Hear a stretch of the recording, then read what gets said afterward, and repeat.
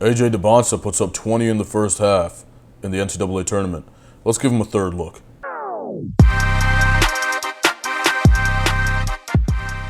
Immediately, and still going to work the paint, and from the elbow, got it to go. And that's obviously Texas won this game, but this is the type of stuff that I like from AJ. I do love to see this relative to the other guys in this class. Double team immediately, and still. You can't teach this dog mentality, bro. He will just shove you and get in the lane. And I love that. The pressure on the rim, the aggressive attack, physicality. Can't teach it, can't teach the size, can't teach the length. And from the elbow, got it to the skill you can teach, and he's gonna have to work on that. There's certain things he's still got to get better at, as per my last breakdown on him. But this is the type of stuff that you see that people say he should go number one, and we got to take him and stake our franchise on him. Go. Such a tough shot to defend. Right. All above, around the three-point line, above the break. So the threes is the highest percentage. He's good out of the triple threat. We've seen that before. Again, 15. He's got a good little jab, pull up. You know, that little move right there is solid. Footer. Draws a crowd. Good handle, both hands. He's on the outside, it draws a double team. It didn't matter. Just maintaining possession. Good instinct here.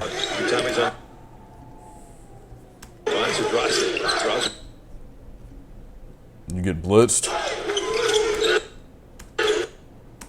Keep the dribble alive. Man, I like it. I've now seen him multiple times do the BTL to change directions and protect the ball at the same time. That's good. It does a lot of good stuff that at this size is you know, it's promising. It's promising. Just took it to the rack. Longhorns with a 3-point lead. Number 3, Dybantsa drawing a double team. Still puts it up and nice. Nails it. Nice. Now again, this is a highlight clip, which is, you know, highlights are highlights. You know what I mean? You don't get to see the whole game. You don't get to see the mistakes that go along with this stuff, but it's still worth the watch just to see what he can do and what's possible for him. With Coach Young. Now he's basically playing the point and going to work from 16. Got it. It's a pretty looking jumper here, partner. The little step back. Nothing you can do. Defense is too late. I think he had 20 in the first half in this game, if I'm not mistaken. Impressive. Hey. Pedals and now 4 pedals, if you will. In traffic, oh, nice step through. Will. And now 4 back pedals. Dybantsa. This is why he's projected to go number 1, man. And a lot of people do want to take him number 1. I'll explain why here in just a second after we rewatch this play. Dybantsa back pedals and now 4 pedals. That in and out tween.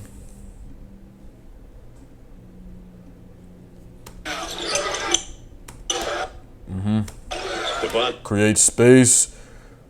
To back pedals and now.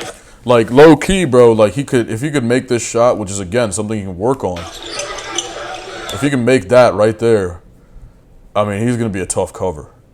Because that's a shot, you need somebody with length to be able to recover and guard him when he's making moves out here, and he's got the height to release points higher, da-da-da. Then he's also going to go by you. Like, who's going to be able to guard that? He's got a lot of development to go. And then he's also got the physicality. So as an attacking, put the ball on the hardwood, go downhill wing, he's got some serious potential. 4 pedals, if you I mean, will. In traffic, up and in. You know, I can't think of a guy that plays like this exactly. Like the play style is similar to, you know, whoever it might be similar to. But, you know, he's got a little bit of that KD in him around the perimeter. Obviously, the shooting prowess is not, KD is one of a kind, right? But he's got a little bit of that sort of vibe out here. But then inside, he's got way more physicality. And yeah, I think if you turn the sliders up where you took KD's height away, a little bit of height, took away a little bit of that touch from the perimeter, and maybe a tiny bit of the quickness too, and added a lot of physicality going to the rim, you end up with AJ Dybantsa.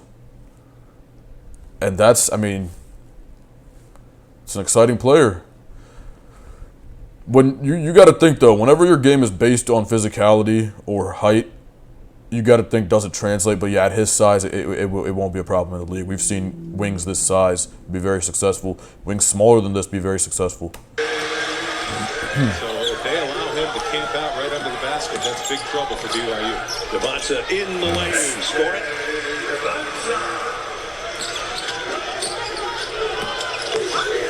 Dybantsa, boom. Okay, now he scores. That's the tough. half. That's tough. Player in college basketball, he hasn't disappointed us. This guy is Dybantsa again draws a double team. Trying to work his way on the baseline through it. Somehow did and scored. Wow.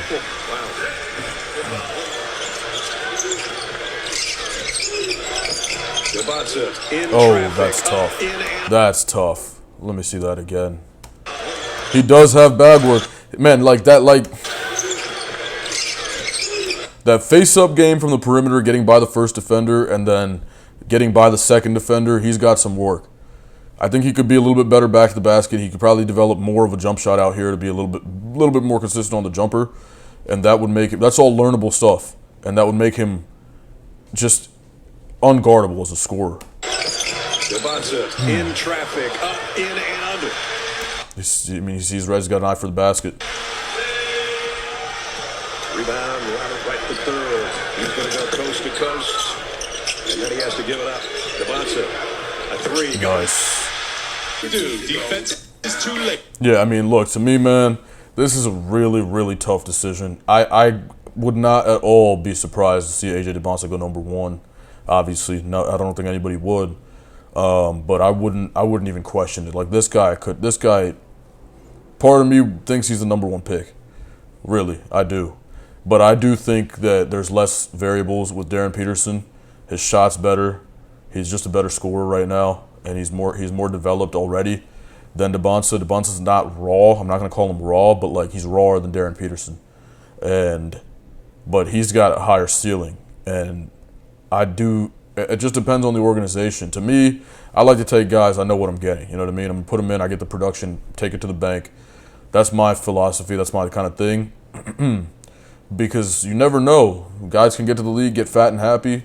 You really never know what could happen. And I'm not saying that's going to happen to AJ, but I'm saying, and that could happen with Darren Peterson too. But I just believe that that's the way I would go. But it's a preference thing, man. These guys are both dogs, and AJ is a dog, man. His game's crazy, and I think that if he's going to put the work in, it seems like he probably will, based on interviews I've seen of him, based on what his personality seems to be like. Again, vicariously assessing that, it's impossible to really say, but he is, man, top tier basketball player, of course, generational. So, yeah, we'll see what ends up happening. It's just a matter of development. How his first 3 or 4 years go will determine the trajectory of his career. All right, man. Hey, like, comment, and subscribe for me. All right, peace.